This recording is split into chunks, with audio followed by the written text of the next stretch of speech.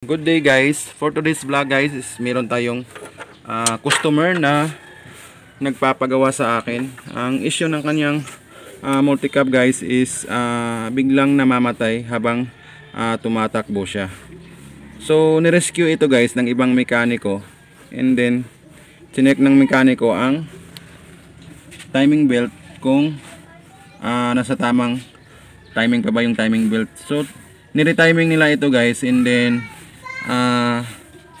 nag-retiming din sila ng ignition timing sa distributor. So tiniming nila, and then meron siyang kuryente guys, and then okay din naman ang kanyang karburador, may supply din naman na gasolina. So it means na okay yung kanyang fuel pump, okay ang kanyang fuel system. So ang naging issue guys is ayaw pa rin umandar. Kumbaga okay yung timing ng timing belt, okay yung timing ng ignition timing, and then may kuryente ang spark plug, okay ang kanyang fuel system, pero ayaw pa rin umandar. So nang dumating dito sa akin guys is sinek ko agad ang kanyang compression, kung meron pa ba siyang compression. Ang ginawa ko guys is tinanggal ko ang kanyang cover at inikot ko dito ang kanyang pulley dyan, and then ito guys tinakpan ko lang ng kamay. Wala talagang compression guys, walang lumalabas na hangin, hindi nagko-compress ng hangin. So chinek ko yung kanyang valve clearance sa intake valve. Itong tatlo guys, tatlong cylinder is wala talaga siyang clearance, kumbaga tukod siya kaya ayaw niyang umandar. Pero yung sa exhaust valve is okay naman siya, may clearance naman. Sa intake valve lang talaga siya nagka-problema. Ngayon guys is in-adjust ko siya, binigyan ko na siya ng clearance, pero umandar man siya pero hindi na stable guys, wala na siyang power kasi nga nag-loss compression na. Suspected ko nito guys is nagkakaroon ng carbon build up sa valve, sa intake valve, kaya naging sumingaw na yung kanyang intake valve, kaya wala na siyang masyadong compression, wala nang compression sa loob ng combustion chamber. So hindi talaga siya aandar, o kung aandar man is hindi stable yung andar niya at wala ring puwersa. So guys, gagawin ko to, tatanggalin natin tong cylinder head, and then of course magba-valve lapping tayo, and then of course lilinisan natin to dahil sobrang dumi na ng kanyang mga rocker arms, mga moving part ito sa ibabaw. Ito yung issue kapag matagal tayo mag-change oil. Kung titingnan nyo yan guys, ayan yung cover nya, napakakapal na ng carbon deposit. Ito yung mga oil na natuyo. Ayan. So ang naging issue nito guys is napabayaan lang, kasi tinanong ko yung may-ari, may time na hard start siya pag papaanda rin sa umaga, kasi yan yung indication guys o palatandaan kapag wala nang clearance yung kanyang mga valve, either sa exhaust valve or sa intake valve. Pag wala na yung clearance is ang umpisa niyan na indication is hard start siya sa umaga, and then kailangan mo pang painitin para magkaroon siya ng minor. So kung naagapan nanto guys, napa-tune up lang niya to, napa-adjust na adjustan lang yung clearance ng valve, is hindi sana magkakaganito. Ngayon ayaw na niya talagang umandar kasi suspected ko guys na nagkaroon na ng carbon build up sa valve lips ng barbula, and even sa valve seat. Suspected ko na nagkakaroon na ito ng carbon deposit, so kaya siya sumingaw. So guys, gagawin ko na to, sana sundan nyo ako sa video na to. So ito na guys, natanggal ko na, and then leak test ko na rin siya guys, and then na-confirm ko talaga na singaw yung kanyang barbula. So ayan guys, itong cylinder number 3 is sobrang singaw niya. Nileak test ko siya guys, nilagyan ko siya ng gasolina. So tumatagos talaga dito yung gasolina niya na nilagay natin dito. Even sa intake valve may palatandaan na singaw na guys. Kahit hindi nyo siya leak test guys, makikita nyo. Unang natin yung camera, yung ilaw. Ayan. So makikita nyo yan guys, nagkakaroon siya ng carbon build up sa butas ng intake manifold o intake port. Yan, so indication yan guys na singaw yung ating intake valve. Yan, so guys, iba-valve lapping natin to para maayos ang issue ng multi-cab na to.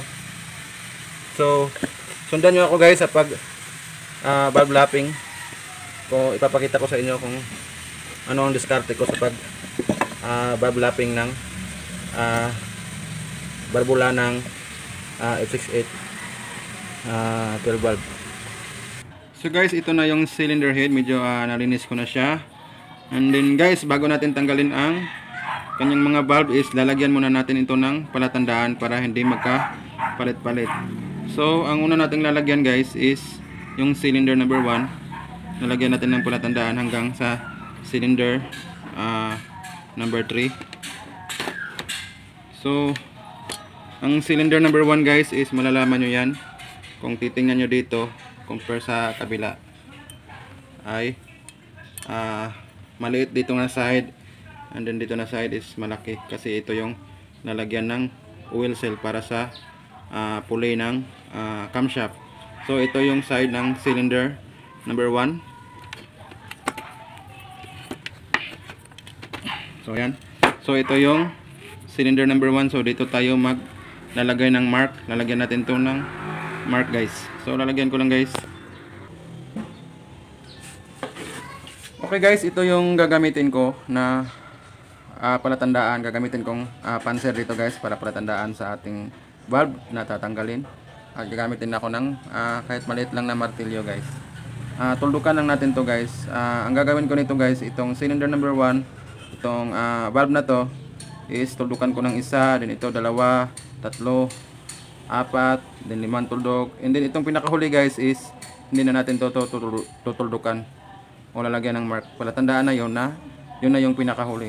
So guys, papakita ko lang sa inyo. So isang tuldok lang. Ayan. So dalawa. Ayan. So tatlo.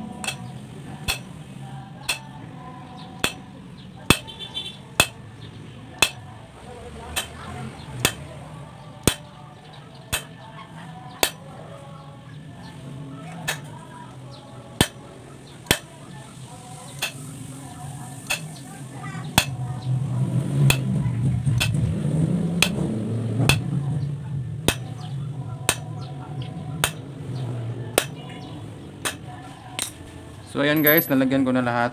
So yun lang guys, ganun lang kadali ang maglagay ng palatandaan sa valve para hindi magkapalit-palit guys. So papakita ko lang sa inyo ng malapit, kunin ko lang yung camera. So ayan guys, may tuldok na siya. Ayan. Ayan, ayan. Ayan. So ganyan lang guys ang paglagay ng palatandaan para hindi magkapalit-palit yung mga valve. So tatanggalin ko na to guys kasi nalagyan na natin ng palatandaan yung mga barbula. So ayan guys, tatanggalin na natin ang lock ng valve. So ang diskarte ko nito sa pagtanggal guys, pag wala tayong tools, special tools na pagtanggal ng valve, is ito lang yung diskarte ko guys. Gagamit lang ako ng 12mm na socket wrench, and then of course itong ganyang handle. Nilalagay ko lang yan dyan guys, and then pupupukin natin ng martilyo. Pero guys, kung bago lang kayo nito guys, ingatan yung hindi tumalsik yung lock ng valve kasi pag tumalsik yun maliit, baka ma-misplace natin. So pag bago kayo guys, gumamit kayo ng ganito, pampunas. Lagay nyo ng ganyan guys, and then tapos ganyan para sure kayo na hindi tatalsik yung lock ng valve. Kasi pag tatalsik yan, baka ma-misplace, hindi na natin makita. Pero pag kabisado na kayo guys, is pwede nang hindi na lang kayo maglagay ng ganito. So papakita ko lang sa inyo guys ang diskarte ko sa pagtanggal nito. So ayan guys, ganyan lang. Ayan, natatanggal na agad siya. So tatanggalin ko ito lahat guys. So ayan na guys, ito na yung ating intake valve. Kung nakikita nyo yan guys, itong valve na to guys is sobrang dami na ng carbon deposit. So indication yan guys na sobrang singaw na niya. And even itong iba guys is meron siyang carbon deposit o nangingitim siya pero hindi masyado. So ito lang talaga yung sobrang singaw niya. Pero lahat guys is meron siyang singaw pero hindi lang siya masyadong halata na may carbon deposit. Pero ito guys, tingnan nyo, nangingitim yan. Ayan. Nangingitim yan. So may carbon deposit yan. Hindi lang siya masyadong singaw. Ito naman ang ating intake valve. Ayan, marami din siyang carbon. Pero natural guys na nagkaka-carbon ang exhaust valve pala guys. Sorry, kamali ko. Natural lang yan na nagka-carbon kasi dyan lumalabas yung waste sa pag-burn ng air and fuel mixture. So dito yung lumalabas na gases. So guys, i-grind na natin to. So ipapakita ko lang sa inyo ang diskarte ko sa pag-grind nito. At kung may ituturo kayo o maitutulong kayo guys is huwag kayong mahiyang mag-comment down below para naman ma-improve din kung mayroon pang kulang sa aking pag-valve lapping ng diskarte sa pag-valve lapping ng mga valve ng Suzuki Multicab F6R na makina. So mag-valve lapping na tayo guys. Ayan guys, magsimula na tayong mag-grind sa engine valve ng F6A engine. Bago natin simulan guys, isiguraduhin muna natin na natatanggal na yung mga carbon deposit dito sa intake valve kasi dito ang napakaraming carbon deposit na namumuo sa butas ng intake valve. So guys, magsimula na tayo. Ilalagay ko na lahat itong valve sa minarking natin. So ilalagay ko muna guys. So ayan, nalagay ko na. And then ang diskarte ko guys sa pag grind o pag valve lapping ng makinang ito is makaluma pa rin guys. Ito pa rin yung gamit ko. Kasi yung iba guys is nilalagyan nila dito ng hose na maliit. Pero nagawa ko na rin yan guys. Kaya lang medyo matagal at saka mataas ang possibility na may singaw pa rin yung gawa mo. And even guys, yung iba guys is nilalagyan nila ng handrail o barina dito para mas mabilis. Pero nasubukan ko na rin yan guys. Medyo masikip lang kasi dito na part na area. Pero sa malalaking makina guys, pwede yon. Pero kahit ginamitan natin ng barina guys para mas mabilis is pinifinish ko pa rin ng ganito guys para sure ako na walang singaw. So guys, since na napakaliit lang ng engine valve ng F6A engine at ito lang yung pinakamaliit nila, so ang gagawin ko guys is tatabasan ko ito guys para mag kasya dito. And then after matabasan ko to guys is ididikit ko lang siya ng fuse glue guys. Yan. So ididikit ko lang siya ng fuse glue. And then tapos pag nadikit ko na, pwede na akong magsimulang mag valve lapping. Then after na matapos ko ng valve lapping guys is of course tatanggalin na natin yon, kukuskusin na natin yung fuse glue. And then ililipatan naman natin sa kabila. So ipapakita ko lang sa inyo guys kung ano yung diskarte ko.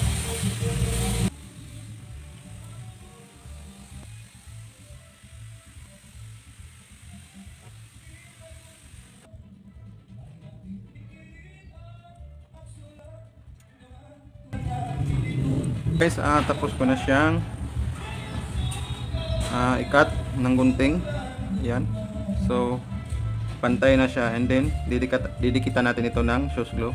So mura lang naman yung fuse glue guys, nagkakahalaga lang ng 10 pesos dito sa amin. So ayan. So pupunasan muna natin ito ng malinis guys para dumikit yung fuse glue. Tin ko lang ito din guys para malagyan natin ng fuse glue para hindi matanggal.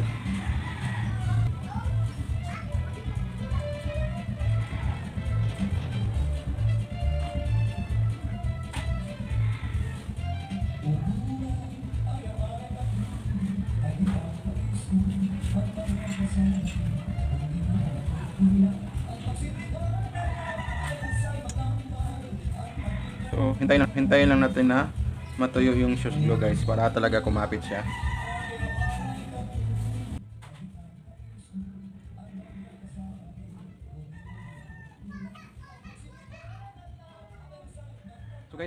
Kung meron kayong idea na mas mapabilis pa yung trabaho natin is willing akong tumanggap ng inyong suggestion. Huwag lang kayong mahiyang mag-comment down below at ating babasahin yan.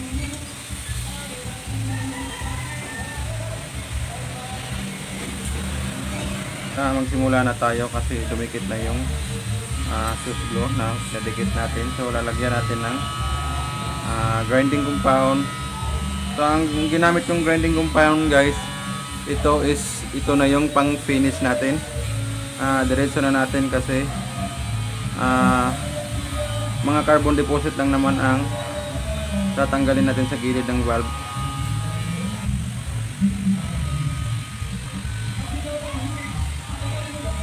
So ayan guys, ito lang yung procedure na ginagawa ko. Ayan, so sagaan lang ito guys. Grind guys is kuskusin lang natin, tanggalin lang natin. Ganyan.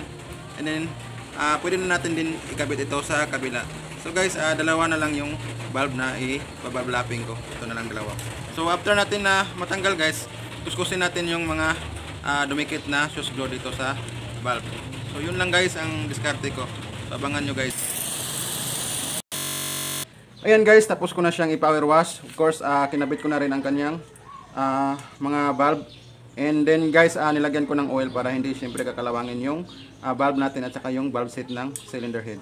So ayan guys, ready to install na to. Nakabit ko na ang spring ng engine valve. And then kung nakikita nyo yan guys, itong surface na ito is kinain na siya ng kalawang. May butas-butas na siya. Pero pwede pa rin to guys kasi dito na side is okay pa naman siya. So kaya pa niya itong i-seal. So ang gagawin ko nito guys is lalagyan lang natin to ng gasket oil yung gamit ko guys. So hindi naman karamihan guys, dito lang na surface dito sa may butas. So ito ang naging issue guys pag hindi coolant yung ginagamit natin. Magkakaproblema talaga tayo pag nagtagal. Kakalawangin talaga ang mga water gallery sa cooling system. So maganda talaga guys, may budget tayo pambili ng coolant.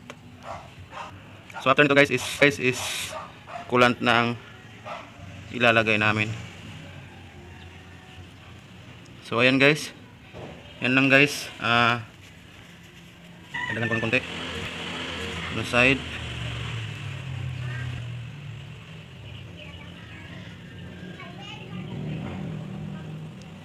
So ayan, so i-install ko na ito guys sa block.